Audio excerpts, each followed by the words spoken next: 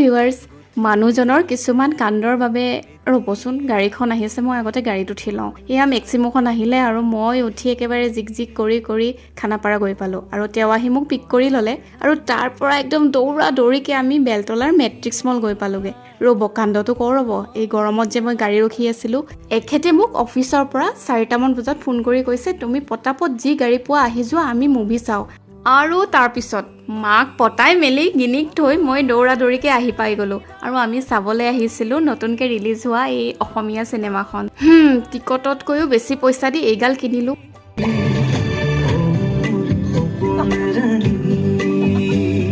আৰু movie start হোৱাৰ আগতে শেষোপা শেষ কৰিলোঁ আৰু এয়া ওলালোঁ আমি প্ৰায় 9:15 মানে হৈছে চাগে তাৰপিছত বোলো নাইকতো ৰখাৰখি কৰিব নোৱাৰি দৌৰি ঘৰ যাব লাগে পিছে মুভিখন চাই ভালেই লাগিল আপোনালোকেও চাব আজিলৈ ইয়াতে এৰিছোঁ বাই